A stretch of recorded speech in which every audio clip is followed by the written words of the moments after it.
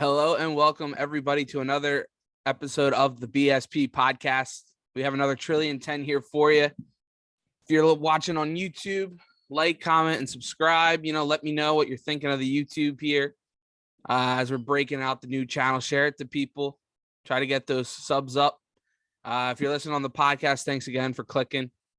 Follow me on social media at Brendan Petrilli or at the BSP podcast on Twitter and on YouTube too. But let's get into it. Big episode here. James Harden, news dump, Shams Charania, Friday afternoon. Genius. Absolutely genius move by Shams and the NBA. They knew the NFL just had the Pro Bowl this weekend. It was a slow weekend for sports. And they knew if they dropped that little nugget, whether it's true or not, Shams is very good. Him and Woj are the two top guys. And honestly, of all sports, you have Schefter and Rap Sheet in the NFL, but Woj is probably number one. Shams is a close number 2 or 3. And this guy is not going to put something out there unless he means it. And if he heard something, and for them to drop that little nugget going into this weekend was great, because all you had is Stephen A and everybody on ESPN going, oh, well, they're on a 7-game losing streak. They got to shake it up. KD's been out he's out for another 4 weeks or so. Harden's there's been talk that he doesn't like living in Brooklyn. Maybe he'll be gone after this season. Now it's ramped up to the Nets are possibly able to trade him this trade deadline. And what I was saying a couple episodes ago is, yeah, why wait? Why wait till the end of the season? Why not go get him if you're the Philadelphia 76ers? This has been Daryl Morey's white whale the past couple years since him and James left Houston. He's always tried to get him back, and now's his chance. Now, thinking about it here, you saw everybody was all pumped on Sunday. James Harden is out with hamstring tightness. Everybody's throwing the eyeballs at him on Twitter. Oh, maybe he's sitting. They're going to get a trade done by today as the deadline's approaching later this week.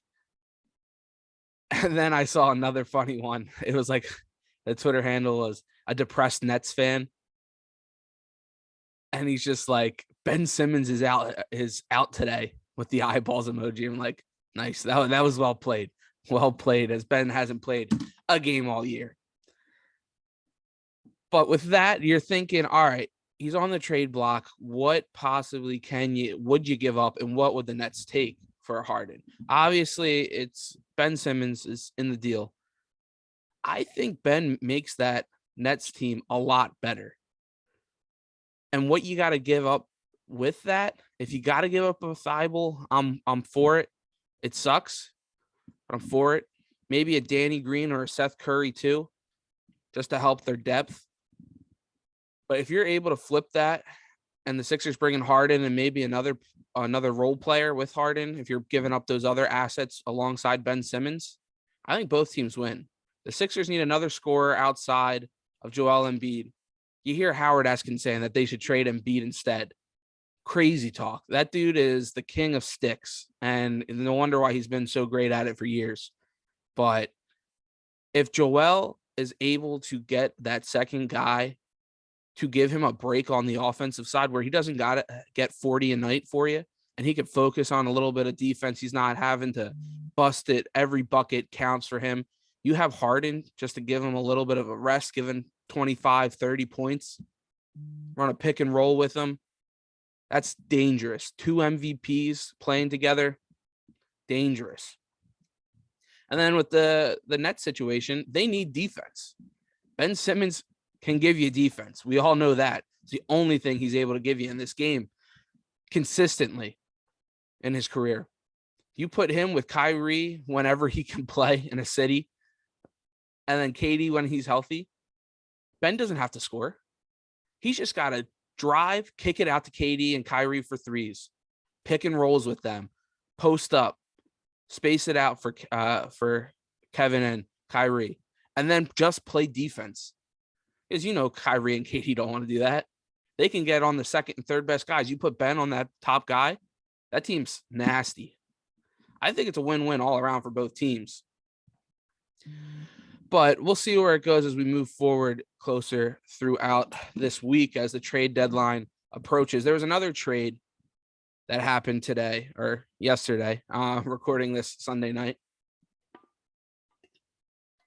Shout out Yeti if you're watching on YouTube and rocking the Blackthorn jacket. But Karis LeVert gets moved. He is going to end up going to the Cleveland Cavaliers for Ricky Rubio's expiring contract and a bunch of picks. Now, Karis LeVert, he was in talks, maybe they flip him for Ben. I wouldn't have hated it. I think Karis is a very good player. And that's kind of one of the first dominoes to fall because you knew the Pacers were looking to rebuild now. They're bringing in an expiring Ricky Rubio contract, a first-round pick, and 2 second-round picks. Yep. From Miami. Sorry. I was reading Woj's tweet there. But he's the first domino to fall. You see what the value is for a guy like that. And the Sixers should look at that. If you can't get James Harden, you can get top value for Ben Simmons. If you're getting a first-round pick plus for LeVert, who's been, he had health problems last year, a very good player in his own right, but he's not an all-star. He's not a superstar.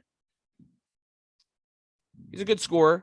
He's a good 2 or 3, but he's not that top guy. Ben Simmons, he's one of your top dogs if he goes to a team. And I think that helps his trade value tremendously moving forward throughout the rest of this week if you don't get James Harden.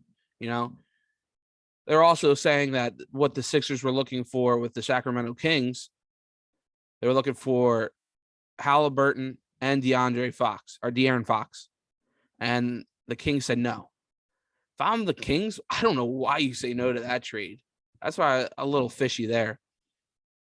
Because that going for those two guys and compared to James Harden, I mean, that's a world of a difference and different sides of the asking table that we've heard come out and heard Daryl Morey talk about of what they're looking to get for Ben Simmons. If that's the case, the Sixers are just holding their chips and they're going to wait till the offseason. Now, I definitely think Ben Simmons gets traded by the end of this week. I think it's going to happen because watching yesterday's game, Sixers take down the Bulls. They're missing one of their top guys in Zach LaVine, but the Sixers take them down 119 to 108. The game really wasn't close. The Bulls would have nice stretches, get the lead down to like 4. But I don't think they ever took the lead. No, they didn't. After into the third quarter and on. The Sixers always had him about arm's length, and Joel Embiid just comes in and dominates again. And that's why I think the Sixers are moving Ben Simmons by the end of this week. I know they are. Because they need to give this man, Joel Hans Embiid, the help. They need a DeMar DeRozan.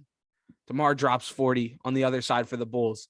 Seems like he's not going anywhere. He's found a nice fit with the Bulls now. As the Bulls are a solid team. They're not a great team, but they're a solid team. They need that secondary scorer. Now, what you saw yesterday afternoon, Tobias was getting you 23. He had a solid game. Danny Green hit a couple threes, finally. Hopefully you can get him going. He's going to be huge. Him and Seth Curry. Seth got 12 himself, Those are the two guys that are going to be X factors when you move forward. Everybody's double teaming Joel. When he kicks it out to those guys, they got to splash. They got to do what they've done their whole careers and drain threes. They've been in and out of the lineup with some injuries and health stuff, but they got to get in a groove if the Sixers are going to go somewhere. Maxi's doing his thing. Got you 16, 6, and 4. He's just consistent. He's finally getting that consistency where he doesn't need to score 30 points a night for you. Be nice.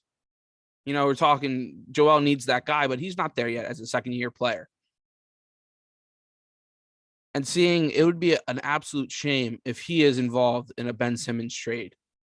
From what it seems like from reports that he's out, he even heard Coach Calipari from Kentucky saying that, he's talked to Sixers brass and saying that he's not going anywhere. He's going to be with the Sixers for the long haul, which I would love. But, the NBA is a business, just like all these major sports teams, and anything can happen. But he should not be on the move. If it comes down to it and you need to give up a young guy and an Isaiah Joe or a Matisse Thybulle, fine. Get it done if it's for James Harden. Get it done, Daryl.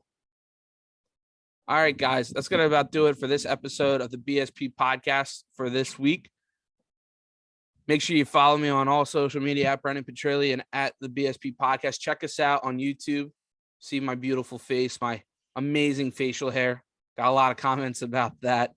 It's all love, I blame it on genetics. My mom and dad can't grow facial hair for crap. Ryan grows a nice beard, but Bryce and I, we don't got it. So you come here for the smile and for the awesome. And then hopefully you enjoy your time here listening to me. Interact with me. I love talking with people. If you want to come on the podcast, reach out to me. Love to get you on. Either we want to meet up in person, do a Zoom. But that's going to do it for this episode, as it's going to ramp up here what the Sixers are going to do with Ben Simmons. Well, if they're going to make a move outside of that. Didn't even talk about that today. As they're getting hot, making their way to the number 1 seed of the Eastern Conference. Joel Embiid's making his way to the MVP. They got to do something. They got to do it this week. Stay tuned the rest of the week on the BSP podcast. Shout out to the 215 and go Birds.